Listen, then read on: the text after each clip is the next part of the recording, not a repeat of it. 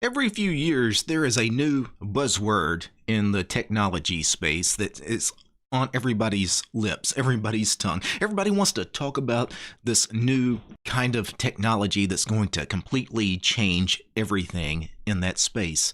A few years ago, everybody wanted to talk about cloud. Everybody talked about cloud computing, cloud servers, enterprise cloud, cloud. Everybody had a cloud service or a cloud-based application. That was the future. Everybody imagined a future where everything was cloud, whatever the hell that means. And now the latest buzzword in the tech space is AI, artificial intelligence, and especially because of ChatGPT. Now, I actually haven't tried out ChatGPT, but essentially what it is, it's an interface where you ask it questions or you tell it to do things for you, like write a piece of code or write a poem, or if you want to ask it questions like look up something for me, give me a definition or something. You can think of it as like an interactive encyclopedia almost, right? Whatever it is you want to know, you can ask it and it will tell you. And that's kind of cool technology. I mean, I've got some opinions on this because there are some pros and cons to this kind of technology, but I haven't actually tried out ChatGPT yet. So I just signed up for an account and I'm actually going to log into ChatGPT and try it out for the first time on camera. And let's see what kind of questions it's able to respond to, and let's see what kind of answers it gives me. So I've signed up for an account and I'm logged in to ChatGPT, and you can see the interface. If I move my head out of the way here, you can see there is a text field here where I can input something and ChatGPT should respond in some way. So, one of the things maybe that I want to know is, imagine I want to write an article or a blog or even a novel, and this is the kind of thing a lot of people are interested in. This AI kind of technology is, hey, can you actually do my work for me? So imagine I want to write a book. Maybe I want to write a book about Linux. So I can say, give me 10 titles for a book about desktop Linux, since I'm not interested in Linux on the servers, at least not for my book. So let's see if it actually gives me 10 possible titles for a book I could write about desktop Linux. And you can see it's actually doing just that, mastering Linux on the desktop. The Linux desktop experience. I like that. Linux for the non-geek desktop. Yeah, these are actually really good titles. I actually should copy some of these now. Now I'm not actually interested in writing a book about desktop Linux, but that's kind of cool. Let me zoom in a little bit so you guys can see the questions and answers. Now, I'm assuming I could get it to modify some of these. For example, many of these titles are quite short, which are nice, but can I say, give me 10 more titles that are longer? And see if it can actually understand that, because that's kind of vague what I just typed.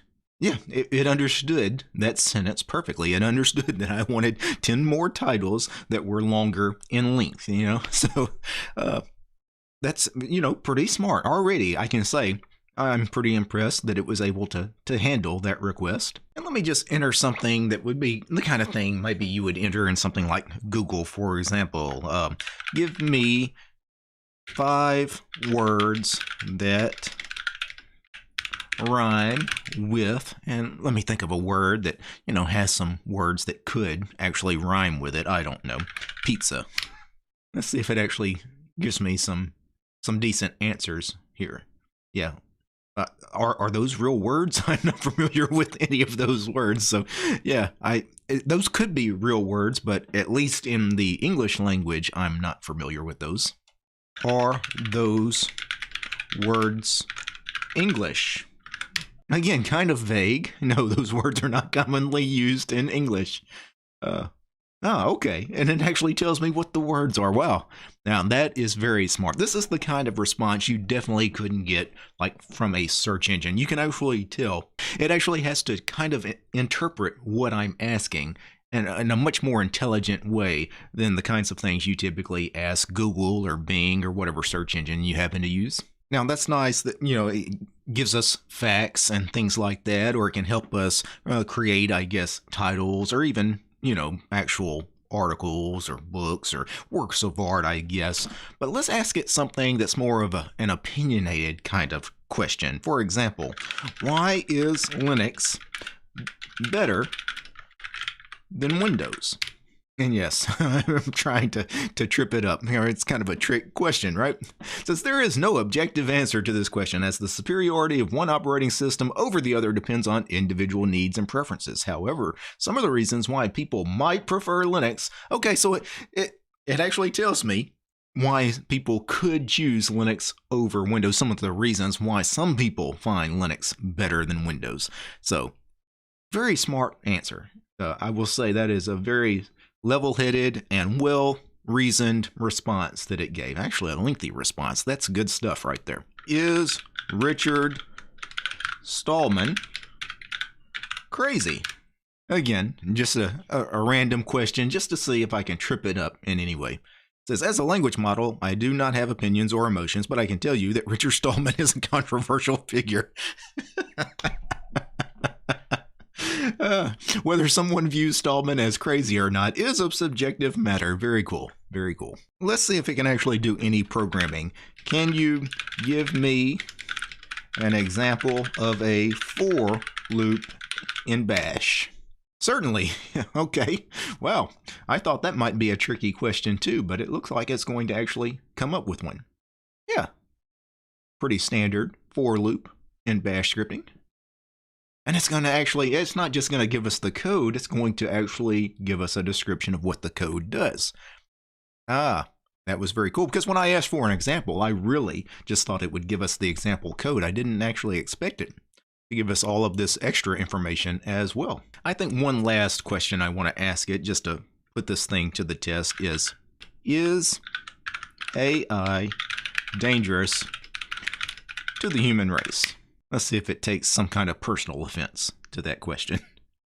There is an ongoing debate and discussion about the potential dangers of AI and its impact on society. Well, you're not lying about that. Matter of fact, we're going to talk about that in just a second, but it looks like it's going to give me a lot of talking points I could use, because there are definitely concerns about ethical and moral implications of creating intelligent machines. Absolutely. So let's discuss this a little more.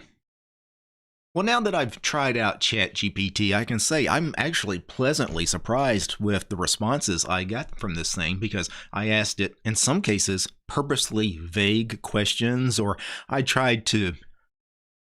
Some of the questions were very leading, like I was trying to get certain responses, and it kind of figured that out, like, some of those subjective kind of questions, the AI was not going to fall for that. Also, the book titles and things like that, when I asked it for 10 book titles about desktop Linux, and it gave me 10 titles, and then I asked it to change the titles, make the titles longer, or I could have asked it anything, eliminate this word from the titles and give me 10 more titles. Like, you can really, fine tune some of these questions. You can keep modifying the questions. And, I find this, I can understand why people think this kind of thing has a future. Like I could understand in the future us interacting with such technology a lot more, because I could see this replacing like standard search engine kind of stuff, or standard like encyclopedia, dictionary kind of stuff like Wikipedia. Why would I ever go to Wikipedia if I could simply ask an AI, in this case type it? But once we also have voice commands as well, where it could respond to me actually just speaking into a microphone, I think the time saved just in research from being able to ask a question and get relevant responses, where a search engine, you get search results, but the search results don't necessarily answer the questions you're asking. Some of the search results may be relevant. In many cases, they're not relevant at all. Where this, again, I think it would save so much time on that kind of thing. Now, should people be using AI to do like blog writing, article writing, essay writing, for those of you in school, dissertation writing? Should AI write a novel for you? Should you have AI just spit out a novel and you be able to throw your name on that as the author, right? And I think, and I understand why people think that that's kind of lame, because most of us are used to having to put in real work to do those kinds of tasks. And now, because you can kind of cheat the system, right? I don't have to do it. I'll just have the AI, write my next blog post. Well, you can do that. Will it have the same soul? Heart and soul, right? Because the human experience is a little different than a computer. A computer knows how people write. It can interpret all of the things that people have written in the past about a subject and kind of mimic what other people have written, their style and things like that. But at the end of the day, would an AI generated novel, for example, be as good as a novel written by a human being? I don't think so, because the human being an emotional being, we understand the words we write, how it will potentially impact the reader, where AI, of course, has no such faculties, no facility for understanding emotion. It can't be emotional. It can't say, well, this is a really touching, moving passage in this book. It wouldn't know, right? It just knows all of the stuff that's been written throughout history, every book that's ever been written. So, you give it some parameters and it'll spit out a similar book. But will it actually? I don't know. It's a tricky subject. I understand why a lot of people are really anti AI, anti ChatGPT. And again, there's some other ethical concerns with this. For example, when you start asking it political questions, ideological questions, religious questions, things like that, what kind of responses would this thing give? I think the danger in this kind of technology is that the creators of ChatGPT, in this case, but any of these AI tools, because there's others out there that are being developed as competitors to ChatGPT. ChatGPT, by the way, is proprietary, so I just want to put that out there, but there are going to be free and open source implications of this kind of AI stuff. There's already work on that. And we're going to have a lot of these competing AI tools, hopefully some free and open source ones, probably in the very near future. But what happens when the creator of this particular AI tool that you happen to be using, the creator decides they want the AI to always steer you in a certain political direction?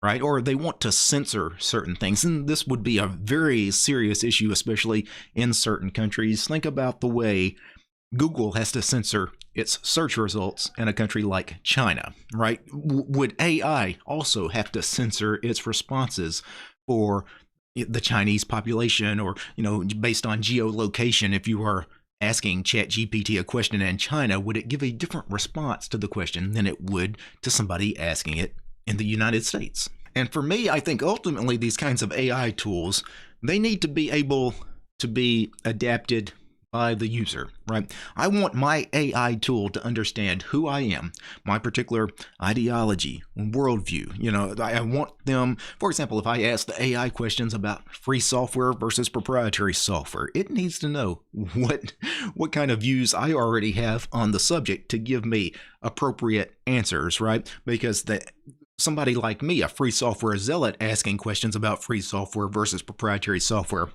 I'm going to want the AI to actually give me different kinds of answers than someone that was very heavily invested in the closed source proprietary world. Steve Ballmer, right, ex-CEO of Microsoft, if he's asking his AI questions about free software, proprietary software, he's probably going to want very different responses from his AI than what DT wants from my AI. Really, the biggest concerns with this are really censorship, which we've already talked about.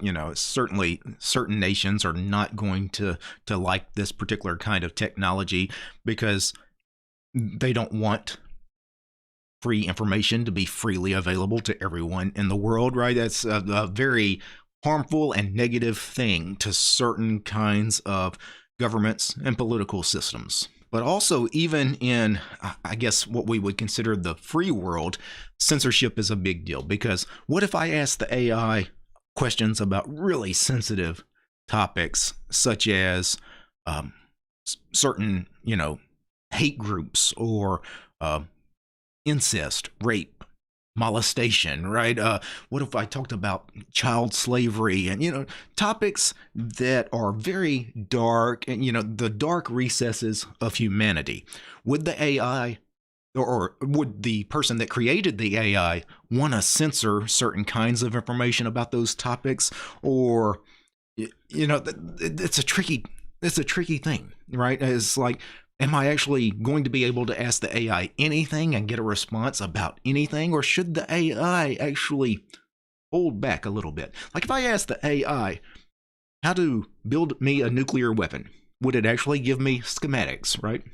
Well, I think if the information is freely out there, the information it's giving is freely out there on the web anyway, in books and on Wikipedia and things like that, it should just give me the information I asked for. But there are going to be some people, I know this because this is just the way the world works, there's going to be a certain segment of the population that will want AI to be very limited in the kinds of things that it will actually tell people. And ultimately, these tricky situations, they're just going to have to play out. We're just going to eventually have to see how all of this plays out, because as more and more millions of people play with tools like ChatGPT, and I can envision a world in a few years where these kinds of tools are like commonplace. Everything you do on your computer and your phone involves interacting with some kind of AI. We have to see how this plays out in real life, and in some cases we're going to have to see how some of this stuff gets settled in court. But honestly, I've got to say I'm a little surprised. I actually expected to hate this thing, and the few minutes I spent playing with ChatGPT, I got to say I'm going to play with it a little more, because it's pretty cool technology, and I can't wait until the free and open source community actually put something out there, because I think this kind of technology is too important to be locked up behind closed source proprietary licenses. Now, before I go, I need to thank a few special people. I need to thank Gabe, James, Maxim, Matt, Mehmet, Mitchell, Paul, Royal, Wes, Armor Dragon, Bash Potato, Chuck, Commander Ari, George, Lee, Methos, Nate, Jan, Paul, Peace, Arshan, Fedor, Polytech, Realities for Less, Red Profit, Roland, Tools, Devler, and Willie. These guys, they're my highest tiered patrons over on Patreon. Without these guys, this quick look at ChatGPT would not have been possible. The show is also brought to you by each and every one of these fine ladies and gentlemen. All these names you're seeing on the screen right now, these are all my supporters over on Patreon, because I don't have any corporate sponsors. I'm sponsored by you guys, the community. If you like my work and want to see more videos about Linux and free and open source software, not proprietary software like ChatGPT, subscribe to DistroTube over on Patreon. All right, guys. Peace. Hey, ChatGPT, why is Nano the worst text editor?